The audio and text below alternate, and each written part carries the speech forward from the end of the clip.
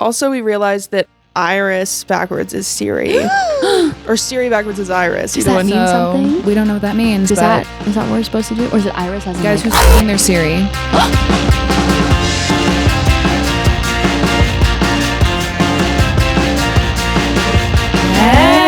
Hey! Hi, guys. We're back. We're back. We're back. Season 3. Yeah, we're in it. I hope you guys had a good New Year's. And a good Christmas. and Hanukkah and the other holidays that happen that time of year. It was just Chinese New Year, so I feel like our timing is Happy prompt. New Year. Yeah, Happy New Year. So this is season 3. We're gonna. I'm so excited! New setup. Yeah, new setup. Our last video was us moving into this house, right? Or it was right after we moved in. Yeah, And now we're here. yeah. We're a lot more settled. Yeah. We're gonna give this a real good try this year and see where it takes us. Yeah, because before we weren't trying. Oh, also, Happy New Year. I meant to say, Happy Valentine's Day. Happy Valentine's Day. Oh my God. We're in holiday, like it's a holiday every month now. For all you lovebirds and for all you singles. Valentine's. Valentine's Day is a day about celebrating love and not just romantic love. My mom always gets me a present. It's love in general. Love for yourself. Aww. Yeah, there's love all around the world. It's everywhere. Wine is self-love. So shower the wine shower is beer. self-love. Shower wine. Love me a shower beer. Don't mind if I do. Guess what I'll be doing today? So when I'm upstairs and you guys hear the water running for 2 hours, don't worry about it. I'm going through a rack. So in honor of the holiday, we decided to go to the movies with all of our friends and see the new movie Companion. Yep. We went premiere night. Mm-hmm. And we went and we saw it, and it's directed by Drew Hancock, who we apparently grew up with because he helped write. And was it Fred 3, Camp Fred or whatever? Like he was one of the main writers for the third Fred movie. Which is just incredible. Thank you for your work. Thank you for your service. Mr. Hancock. Seriously. And now here he is pleasuring us once again with incredible media. Honestly, we really enjoyed Companion. I thought it was like, I know in all the promotions and everything, one of the lead actors, Jack Quaid, I believe, he was talking about how it's the perfect date night movie. And I agreed. I had a great time with all my dates. Yeah. Especially Galentine's. I think it's definitely and Valentine's. Yeah. I think And date night in general. Take but your like partner to go see it. girls, your girlfriends, take them on a date. there's action. There's also so much to talk about. And we decided that we start our season off with this holiday themed movie review because this season we're going to try to focus more on our niche, which is film and kind of Media. analyzing. And so did you guys like the movie too, right? I enjoyed it, yes. It was so much fun. I thought that the lead... Oh, wait, hold on. Maybe we should tell you a little bit about it. So I don't think it's... hopefully we won't reveal... We're going to try really hard not to do any spoilers, but... It's really difficult. Yeah, because we did see it. But we're going to try to keep it as... I think we're going to try to keep it as clear of them as possible. So can someone tell us what the movie was about? I should have written down the log line. The But log here we line are. is, I'm pretty sure it's a couple goes on a lakeside retreat with all of their friends, but things start taking a dark turn once one of them realizes they're a robot. A companion robot specifically. Companion robot. Yeah, specifically. Mhm. So one of the things that I had wished that they did in the movie was we were all sitting there talking. It's pretty revealed in the movie poster, in the movie trailers, who the robot is. Yeah. Like if you watch the trailer, you know who the robot is. And that is the girl Iris. in the couple. Yeah. The one on the poster. She's played Yeah. by Sophie Thatcher, I believe. Mm-hmm. And she's been in a few things that we've seen before. She was in Heretic recently, which I heard got good reviews. She's in Yellow Jackets. and I really liked her performance because she plays this very, I don't know, this very what's made to be very human robot. but her mannerisms, her physicality, like the way she walked was so subtle. And I thought overall, like I thought it was a clever movie. I liked her in that role. I think that I liked her like little facial micro expressions. The amount of times that like he would say something and her eyebrow would just twitch and I'd be like, okay. And the way that she walked too was kind of robotic, but subtle enough to be like, if that wasn't just a person, be like, girl, she got a weird walk. Yeah. But because she's a robot, I was like, okay, I see what's going on. And I feel like Sophie Thatcher is someone that she kind of plays herself in all movies. And you can see it in this one, but her physical mannerisms, the way she was walking, I think she did a great job at doing that. Like it felt like her. Like it really did feel like her playing that character, but she changed herself enough that it was like it worked for the character, if that makes sense. Yeah, I mean, you just kind of get it into a really good niche and you just kind of And I thought you excel. I thought she was really great for the role, and I loved her Bei Yang. She is a robot, as something we were discussing was how she takes multiple showers in the movie, and that eyeliner doesn't budge. No, we were like, why is her face still beat in the shower? And then I was like, well, who would buy a robot whose makeup washes off? It's like if you're a dude, I feel like dudes would buy robots that the makeup was always pristine. Yeah, and it's subtle too. Like she's not wearing a lot of makeup. I was thinking, because like movies that are directed by men, they always just have makeup on. Like a woman will get out of the shower or out of bed and her like hair is perfectly done and her makeup's done, but this was to an extreme. Like her hair even more wet. like very obvious, like perfect. She was beat. And so I think it could have been a little bit of a play on that, maybe. I don't know. Maybe. Where it's like that's what men kind of expect women. They don't see the work that goes into making yourself look like that. They just say like that's what women look like. I think too, like I said, one of the earlier gripes that we had about it was that we wish that it had been kept a secret to us that she was a robot. Yeah, like if the trailer hadn't revealed it, the reveal would have been insane. Because the film, like the first 20 minutes is them like hinting at it, like the first words that her boyfriend says to her is like, "Wake up," and you think that it's just like a prompt, like, "Hey, sweetie, like we're almost there, wake up." No, but he's giving her commands throughout it. He asks like about the weather and other things throughout the film, and then the makeup thing. I think that was another hint. Early in the movie, he's like, smile, like act happy, and you think that that's just like him asking his girlfriend to like pull it together and for them to have a good weekend. But then once you figure out she's a robot, you're like, no, this man has been commanding her this whole time. And like one of her only memories of them pre-relationship is like their meet cute, which is also in the trailer. Yeah. And so I kind of wish that I think it would have been like a huge, they put so much effort into the writing that I feel like if they didn't use that for promotion, they would have really gotten to reach its full potential in the movie. Like if they had misdirected us in the trailer that like someone's a robot and they're trying to figure out who, and like not that she's the robot, because it's pretty obvious in the trailer that she is. There was a point too when because he asks her to do that, and then you see her in the film because she's not exactly happy to be on this vacation. You see her look in the mirror and she says, "Okay, smile, act happy." Like she's repeating the prompt. She knows that that's what she needs to do. That's what she's built to do, is listen to him. But then you could see that she doesn't want to. Like she's stressed about it.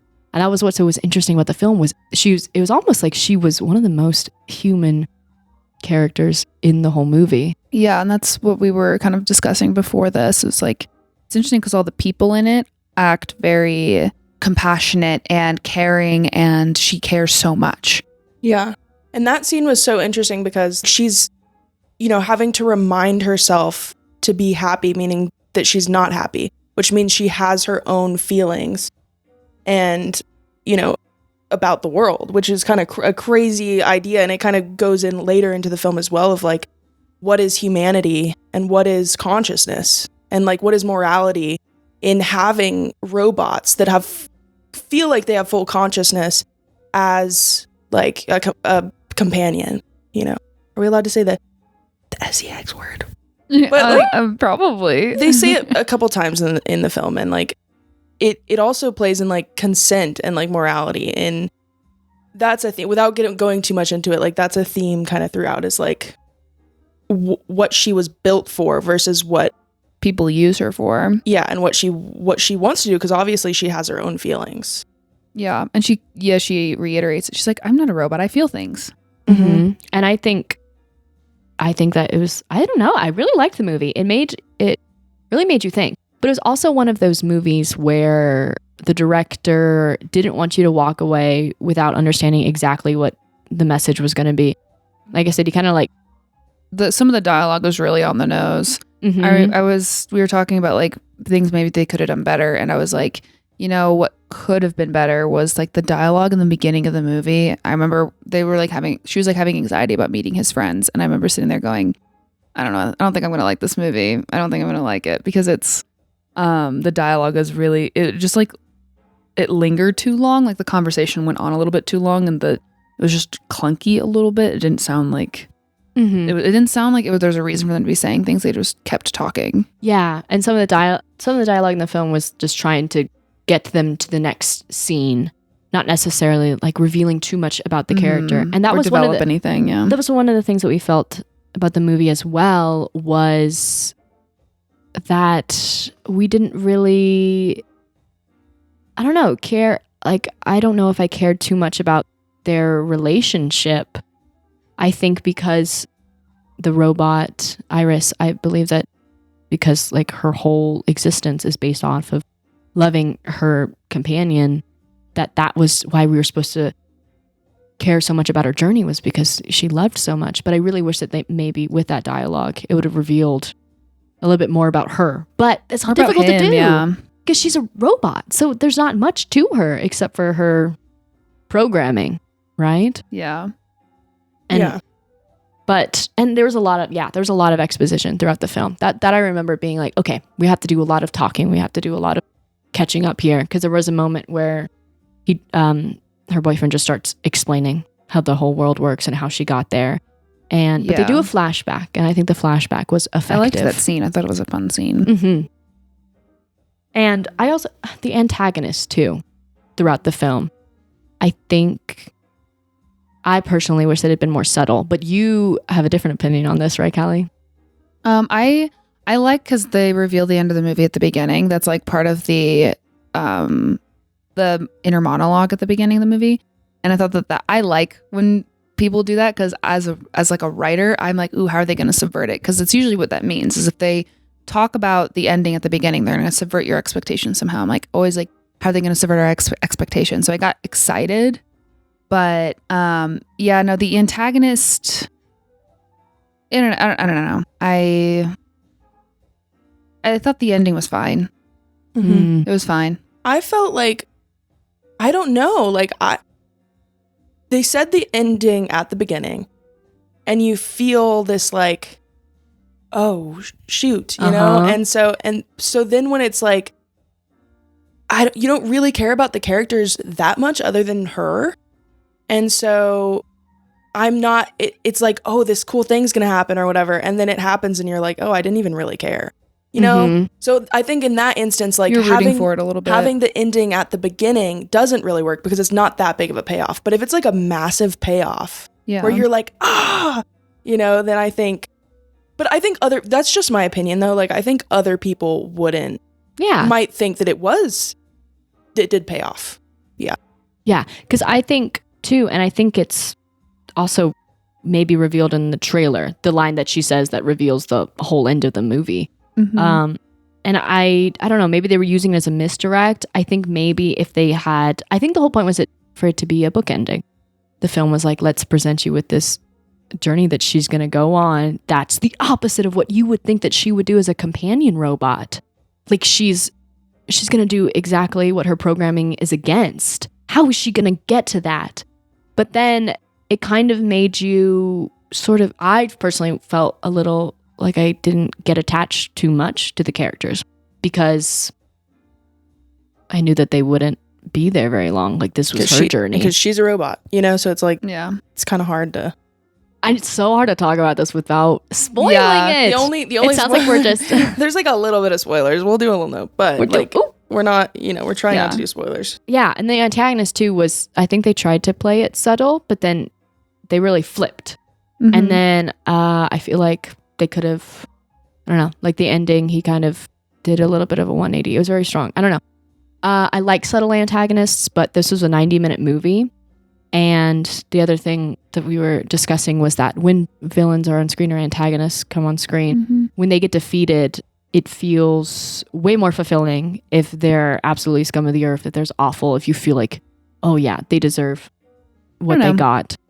I like sometimes when it's almost like a tragic ending for the antagonist as well. Kind of like a Midsommar was kind of like that, where it's like he's just kind of a not nice person, and then the ending happens. I felt bad for him. I was like, why do I feel bad for him? And I think that's a great example too, because I think Midsommar is supposed to be complex. You're not supposed to agree with the things that they're doing. So that like the boyfriend in Midsommar dying is kind of like, oh, you feel bad for him, but then you also feel bad for her. So you're stuck in the middle, and you're like, what would I do in this situation? Everybody just kind of loses in that movie. That's when you have a subtle villain. That's kind of how that happened. Yeah. This one, I think this one, the antagonist starts more subtly and then just kind of like goes off the rails by the end.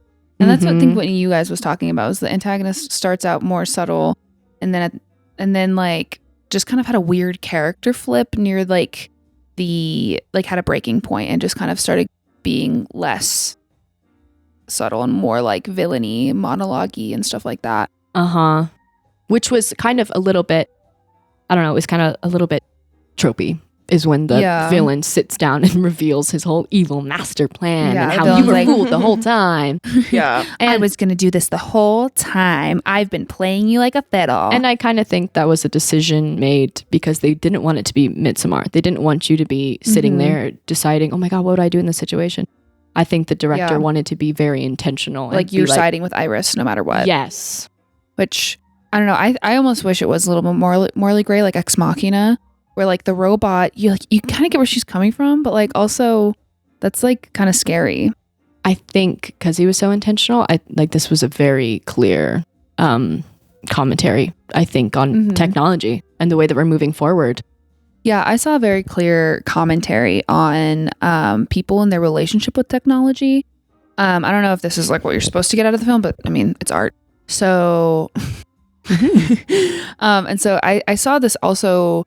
There's a lot of one-sided relationships in it, and there was this like replaceable nature to the robots, because like you can get like a new model every few years or something, and it reminded me of like people with like the new iPhone every year, or just like a new iPad, a new computer, a new camera, any of it. And I think that like replaceable nature to technology is being applied to relationships in this sense a little bit. And I've seen commentary as well talking about relationships and like the nature of like dating apps. And how it's always like, it makes people replaceable because you can always scroll to the next person on a dating app. Maybe they're more attractive. Maybe they're more rich. Maybe they're a better match. Like there's always this idea that something better is just beyond. Or they're just different. Yeah. And so it makes you less satisfied in your decision making. There's this like analogy or study or something done on like ice cream flavors. If you go to a Baskin Robbins with 27 flavors versus a local shop with 3 flavors, you're more likely to be more satisfied with your choice if there's only 3 choices versus 27. And so I think that it also commentates on like we replace technology every single year because it's just getting better and better and better. And then I think that it's almost commentating on the fact that people are treating their relationships like that. Because I mean, I could go into the loneliness epidemic on this side of things, but this like every relationship in the movie is very one-sided. It's very what can I gain from you rather than what can I give to you. And Iris exists as a 100% what can I give to you. It's never what she can gain. Yes, and that's almost part of her journey a little bit. I agree wholeheartedly with the decision paralysis thing. And I think because like what you said about dating apps, like we always feel unsatisfied because there's so many other options. There's like that what if. I think that kind of plays into why we felt like Iris was one of the most human characters in the film. I think that was something that they wanted to hit as well, was that is our definition of humanity kind of straying a bit, like because if every human in that movie was exceptionally selfish and that's becoming the normal, I think they were trying to be like, wake up everyone.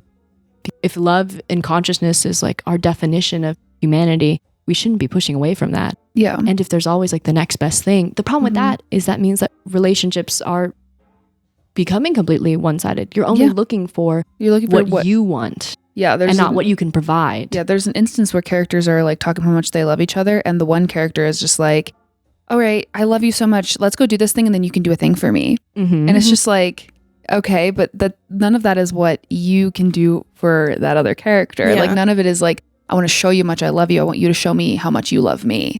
And this film definitely didn't make it gendered, because I don't think it is gendered. But I think overall, women usually feel like, what can I give? Yeah. And men oftentimes feel, what can I get? Yeah. And again, that's like, relatable that's too. not always. And this movie made it a point to be like, this is about relationships, not about gender. Yeah. And I think it was very interesting because there is only 2 women in the film, and one is a robot, and then the other is human. So there's only one human female in the film, and she chooses to have a bad boyfriend. Whereas we were talking about it, like it's because that she's also benefiting from that human relationship. Like she's kind of using him for what he can give her. She knows his money. place, and she knows her place in that relationship. Yeah. It wasn't emotional. It wasn't physical. It was like strictly just monetary. That's why she was with him. Yeah. And so they didn't have any females or women in the film that chose to have robots. All of the people in the film that had robots were men. So I think that was interesting as well. An interesting choice by the director. Yeah. I don't think it's really eye-opening because there was so much about feeling like an accessory, being scared to leave the person you love, just being in relationships for your own benefit. They even mentioned something about how people would like purchase these companion robots just so they could do whatever they want to them, like chain them up in their basements and abuse them. And was the first thing I thought of when I was like, if someone was buying robots, they're going to do some weird whack ass shit to them. Which, like, is it better to do? We don't have to get into it, but it's like, is it better to do that to a robot or to like a human? Because they're going to do it either way. And it's like, I was discussing I don't think they would this. do it. I think that they're just feeding into a fantasy that they Yes. have Wouldn't always do it if had. They wouldn't do it otherwise. I was discussing it with Geneva though, and it's like, although giving them robots to do these messed up things that they want to do, whatever they want to, is better than them doing it to other humans. it's still We should still not allow them to get to No, do whatever they absolutely want. not. Yeah, Absolutely I think not. that plays into the selfishness aspect of these one-sided relationships of like, you just want to be able to do whatever you want and not be punished for it because it's just a robot. Like it's not like I'm actually affecting a person, but it's still like they still feel things. Like it still like hurts them. It's kind of like people who abuse animals. It's like, yeah, they're dumb, but like it's still like hurting the animal's feelings. You can't kick your cat. Like that's just rude. Yeah, absolutely. And that was there was a big theme throughout, and that's doesn't really feel like spoiling it to say, but like we're dealing with like AI and consciousness and your AI Snapchat friends. it's like, it's still, if someone says that or feels like they can feel pain and feels like they can feel sadness, is it still morally wrong, even if it's not like it's a feeling born, I think it's still, if they can make decisions for themselves and they can feel what they think is sadness and happiness and all that, like it's still it's still legitimate. because if you're creating something, that's a whole point is to love someone, to feel that emotion for you, then you should not be allowed to abuse that. Like if you're creating them only for them to feel, and then you want to use that against them, it makes no sense. Like I think feelings are one of those things that it's just like hard to describe or pin. They're very subjective, and so if someone is saying they feel a certain way, you never try to invalidate how they feel. It's like if I say something that hurts your feelings, it's not so much like, oh, well, you're not supposed to be feeling that way because I wasn't meaning to hurt your feelings. It's like, oh, that hurt your feelings. I'm sorry I hurt your feelings. It's not, I'm sorry you feel that way. It's, I'm sorry I hurt you. And Jack Quaid's reasoning throughout the whole film on why he would hurt the robot and then he would write it off was because, oh, it's your programming. Yeah, every time she's like, no, I feel things. He's like, it's programming. It's programming. It's like, programming. Sure, but if we programmed you to feel it and it's... Then you're feeling. Yeah, If it's a yeah. feeling and it Feeling. exists, then it's a feeling. Feelings are just feelings. You just feel them and then they go away and then they come back and then they go away again. Like it's literally what they are. I think something that can perceive the world with like either touch or hearing. That's what I said. Like, or you can't kick seeing. your cat. Yeah. And I think to the next level, something that's scared of dying, I think is like, that's even the next level worse. Mhm. And Like and people who There is an end. if they're programmed to be scared of dying, that's like, I don't know. I like Feels that, wrong. That reminds me of those people who would like, this is a very niche thing, but if you get a goldfish from like a state fair, and I sometimes I knew guys in high school that would swallow them. I did eat them. too. Yep.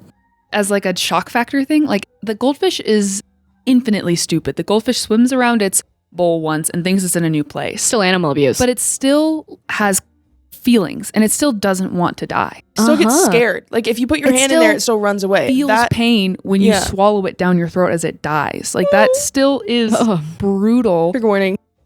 Yeah, that's still very brutal. The movie is a trigger warning. If you cannot handle gore, do not watch that movie. Yeah. That's I feel like I got to say that because there were scenes where I was doing one of these. The ending's kind of crazy. I liked. I liked how they did it, but oh my god, you didn't like watching it. I couldn't watch it. There's a lot of blood. I think a lot of Which you gore. can tell in the trailer. She's covered in blood in the trailer. I would recommend to go see it. I think it really makes you think. There was a point where I turned to one of our friends, Skylar, and was like, "This is going to happen for real." So maybe it's. I don't know. Yeah, Elon Musk is going to make those freaking companions. Yep. So if it's inevitable, I guess why not be ahead of it and start thinking where our morals lie when we get inflicted with it. I think I would go see it. It's fun. It's got action. It's adventure, romance. You'll see. It's not super gendered. Like anyone. It's for pretty much anyone. It seems like it might be more feminist movie, but I think while it does have some feminist undertones, it's not just about like men versus women. It's really not that. And I think that it's much deeper. I think there's so much to talk about. Like we could keep going on and on. We accidentally ended up talking about a bunch of stuff. The more we thought about it, like we were like, oh, and then this, and then this, and then this.